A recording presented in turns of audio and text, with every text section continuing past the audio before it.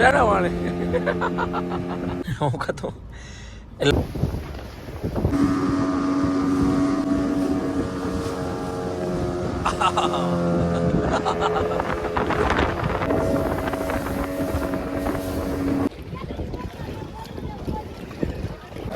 આખા ટાપુ ઉપર પાણી પાણી થઈ જાય અને પછી પાછું 5 વાગે પાણી ઉતરશે એટલે પાણી ઉતરતા થાય એટલે મોટર વધારે ટાપુ બંધ હોય બગ અહીંયાથી સામો દેખાય એટલે 1 કિલોમીટરનું અહીંયાથી ડિસ્ટન્સ જાય છે એવું છે ભાઈ બોલવામાં મેળ નથી બાકી હજી કંઈ વાંધો નથી હું હજી તો ફર્સ્ટ વિડીયો હોય ખાલી જો જય દ્વારિકા દેશભાઈ જય મા મોગલ કેમ છો બધા મજામાં હશો હમણાં ઘણા બધા દિવસથી વિડીયો નહોતા આવતા અને થોડું ઘણું માડાવર હતા કામમાં હતા એવું બધું હતું અને ઘણા બધા ભાઈઓ કહેતા હતા ભાઈ આપણે શોર્ટ વિડીયોના માધ્યમથી તમે વિડીયો જોયો હશે કે આપણો ફર્સ્ટ ફેમિલી વ્લોગ છે અને અત્યારે આપણે છીએ દ્વારકાની અંદર શોર્ટ વિડીયોમાં જોયું છે આપણે ત્યાંથી આવી ગયા હતા દ્વારકા એટલે સાંજે આપણે માતાજીએ ત્યાં બધા દર્શન કર્યા અને અત્યારે આપણે નીકળવાનું છે શિવરાજપુર બીચ બાજુ તો આ તમે પેલા જો મેડમ અમારા મેડમ ભેગા હે બોલતા અને હરમ આવે કારણ કે કંઈ વ્લોગમાં હજી કંઈ બોલાણું નથી એટલે બોલવામાં થોડી ઘણી તકલીફ આવે જઈ લઈ જો તો હાલો ભાઈ શૂટ બૂટમાં આવ્યા કે નહીં આ બધા તૈયાર થઈ ગયા છે ભાઈ હવે અહીંયાથી નીકળીએ ફટાફટ પહોંચવાનું છે શિવરાજપુર બીચે સાંજે આવીને શાંતિથી હોઈ ગયા હતા હોટેલે કંઈક આ ટાઈપથી રૂમ હતો બીજું તો આમાં કંઈ છે નહીં હાલો રેડી ને ઓકે ને અને આપણે આ બાજુ 2 થી 3 પરિવાર જે કરિયાણા વાળા તો એ આપણે એકાદી કીટી ગાડીમાં ભેગી છે ને એવું બધું છે હાલો ફટાફટ અહીંથી પહેલાં નીકળીએ આપણે માતાજીએ ખાસ કરીને એવા હતા ગુરુદેવીએ પગે લગવાય શોર્ટ વિડીયોમાં તમે જોયું છે પગે લઈ ગયા છે અને હવે અત્યારે આપણે શિવરાજપુર બીચ બાજુ હાલો જાઉં ને કે રોકાવું હે હાલો એ સામાન બધું આવી ગયું જઈ લે ઠેલો ઉપાડાય જઈ લે એ ના ઉપડે લે જઈડાઈ હું દરવાજો ખોલવાનો હોય અરે કાર્ટૂન આપણે શિવરાજપુર બીચની લોકેશન દ્વારકાથી એક્ઝેક્ટ 15 કિલોમીટરની બતાવે છે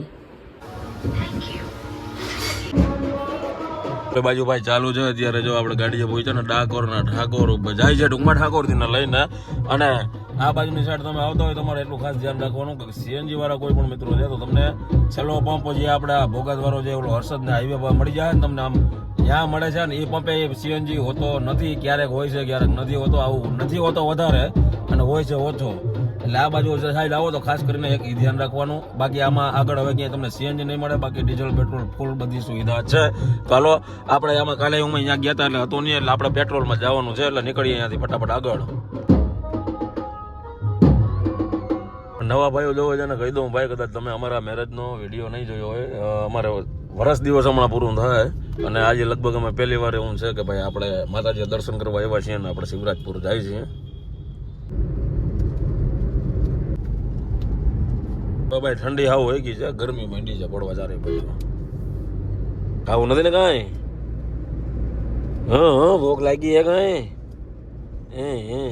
હા કે ના હું છે કાંઈ હરખું નક્કી થાય હા ના બધું મિક્સમાં કયો ભાઈ બીચ આ દાંત કાઢે લે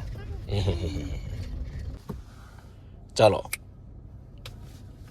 ભાઈ બીચ ઉપર ને અત્યારે કાંઈક આ ટાઈપથી માહોલ છે સમય થઈ ગયો છે સમજી લ્યો ને કે 10:14 એટલે હવા 10 થયા છે આ બધી રાઈડું છે શિવરાજપુર બીચ ઉપર બેહું અને એમાં બેહાડ્યા ભાઈ એકદમ જોરદાર છે ને પાણી હાવ છે ને એકદમ ક્લીન છે જો આમ ઓલી બાજુ ઓલા ફુગા ને બધું બધી ભાઈ રાઈડું છે હવે એમાં અમે નક્કી કરીએ છીએ કેમાં જવું અને પછી તમને રેટ સાથે આખી માહિતી આપી દઉં કે કઈ રાઈડનું શું છે કેવી રીતના છે કેટલા સમય માટે લઈ જાય છે એટલા ભાઈ કરી લે થોડો ઘણો નાસ્તો ને પછી મજા આવે છે કઈ રાઈડ કરવી છે કંઈ ખબર પડે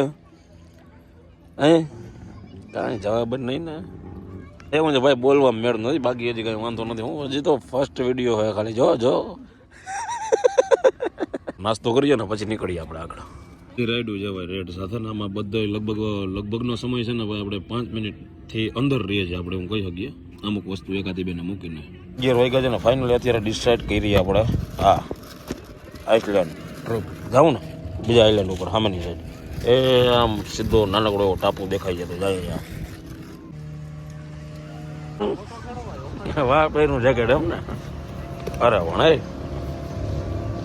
ના ખોલાય થઈ ગયું પેક હાઈ ક્લાસ રેડી થઈને જાય છે આપણે સામે ઓલા ટાપુ ઉપર ને એનું કામકાજ એવું છે કે બપોરના સમયે પાણી આવી જાય છે ને પાછું પાણી બપોર પછી 5 વાગ્યા પછી ઉતરે છે એટલે કાં સવારનો સમય તમારે જવું પડે ને કાં બપોર પછી જવું પડે હાલો મેડમ હાલો. અરે પણ પહેર્યું કઈ ઘટે નહીં. હાલો પેલા બોટમાં ચડી જાઓ.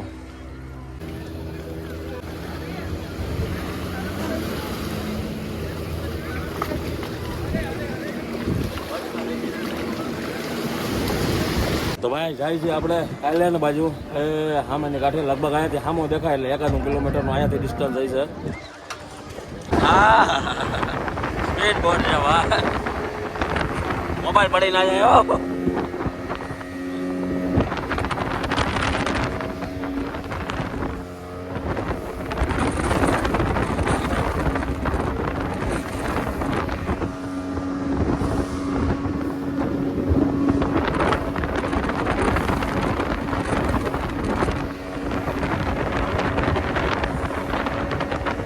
વાંધો નથી રે.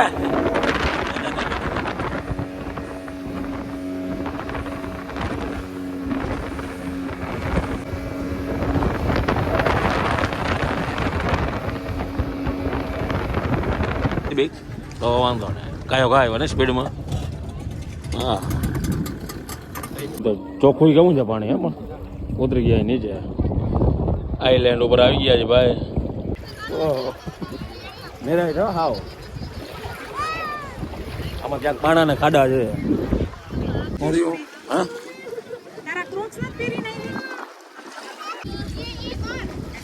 ભાઈ જોતા કરી ચશ્મા બસમાં ઠઠારો કરી તો ભાઈ કઈ ઘટે નહીં. ભાઈ ભાઈ હા આમાં છે ને પાણા જેવા છે એ ખાસ ધ્યાન રાખવાનું, કારણ કે પાણીની એકદમ ચોખ્ખું છે પણ પાણા જેવા ધારવાળા છે ને ગમે તે પગમાં લાગી શકે અને સેજ છે ને પાણો જાય કહાણ થાય એટલે એ ધ્યાન રાખવાનું છોકરાઓને લઈને આવતા હોવ તો. વધારે પડતી ફોટો અને વિડીયોની જ એક્ટિવિટી છે, બાકી બીજું કાંઈ એના સિવાયનું ટાપુ ઉપર નથી ને. આની અંદર આપણે આવીએ ને એટલે જેમ મેં તમને કીધું ને એમ પાણી છે ને તો ભાઈ પાણી અત્યારે બપોરનો સમય થાય ને 1-1.5 વાગશે એટલે પાણી ભરાઈ જાય આખા ટાપુ ઉપર. પાણી થઈ જાય અને પછી પાછું 5 વાગે પાણી ઉતરશે એટલે પાણી ઉતરતા થાય એટલે બપોર વધારે ટાપુ બંધ હોય. વાંથી ને અહીંયા હાલીને પહોંચે ને એમાં બહુ ઝાઝા અંદર ઘણીવાળા પાણા છે, એમાં પણ બધા એના ફોટા પાડે છે ભાઈ. વ્યસ્ત છે વેળું હાલો પાછા. કે કચરો નાખવો નહીં એટલે આપણે એ બોટલ ભેગી જ રાખી છે.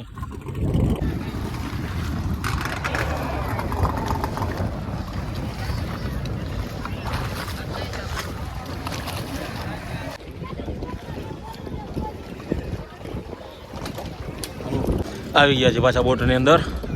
મંજીરા વગાડે અહીંયા આવી ગયા નહીં.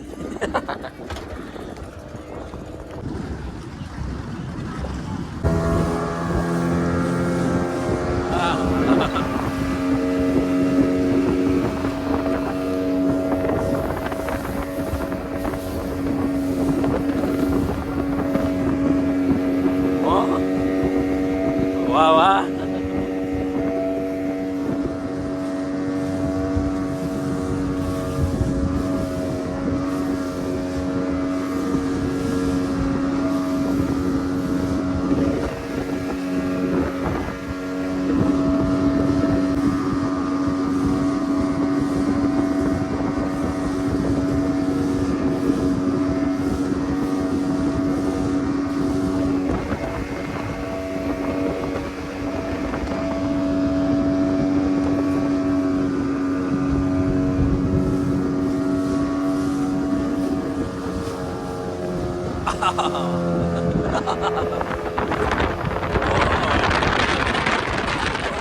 ઘુમરો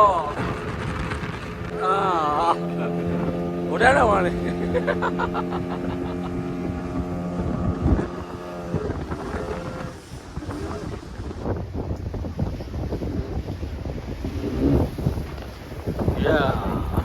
પહોંચી ગયા એમ બધા આરામ નીચે ઉતરી જાઓ.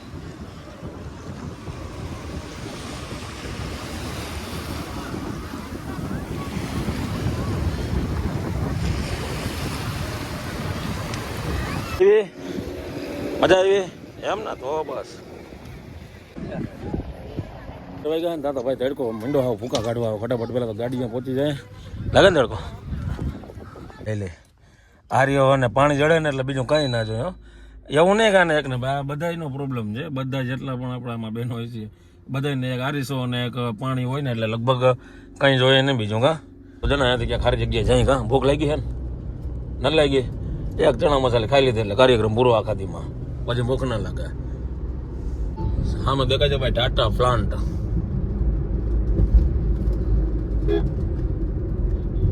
આ તો ભાઈ હમણાં સુદર્શન સેતુ આવી જાય, 10-15 કિલોમીટર જેવો ડિસ્ટન્સ થાય પાછો ત્યાંથી, શિવરાજપુરથી વધારે નથી.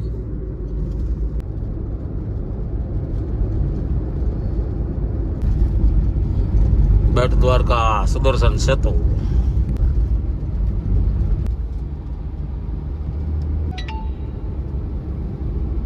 અહીંયા જે મંદિર છે ને તો એ 12 વાગે બંધ થઈ જાય, પાછું 5 વાગે ખુલે.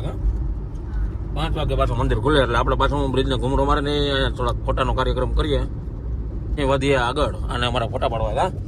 પાડવાનું પડે.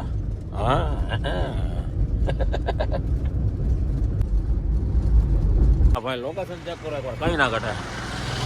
જોરદાર ભાઈ. હાલો તો હવે સમય થઈ ગયો છે બહુ જાજો. નાગેશ્વર નીકળી ગયા છે, નાગેશ્વર જ્યોતિર્લિંગના દર્શન કરીએ અને તમને દર્શન કરાવી દઉં. પહોંચી ગયા છીએ નાગેશ્વર. તમને અહીંયાથી દર્શન થતા હશે ભાઈ મૂર્તિના.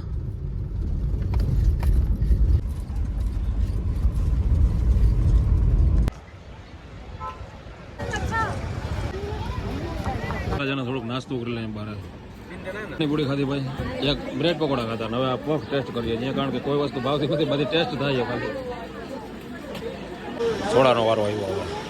ઓહ તો ભાઈ ત્યાંથી ઠંડુ પીધું અમે, પફ ખાધો, પછી હું ખાધો. એટલે તમને શોર્ટની અંદર કહી દઉં ને તો ગમે વેફર કે હું પડીકું ખાઈ લેવાનું, બાકી તમને કઈ આઈટમમાં મજા આવશે નહીં. અને ઠંડુ પી લેવાનું, કાં તો લીંબુ વાળી સોડા પી લેવાની, એટલે થઈ જાય હાઈ ક્લાસ.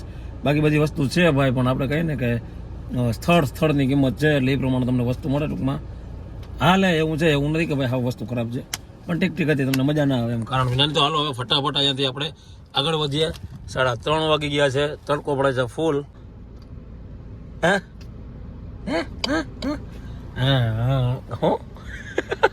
હા મારી સ્ટાઇલ કરે.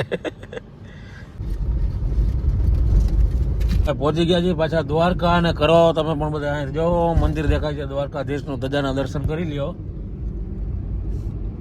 અહીંયાથી સીધો હાઈવે છે 76 કિલોમીટર. બગા આવે ને, હે બગા આવે, હે ચા પી ગયા, નિંદર આવી ગયા.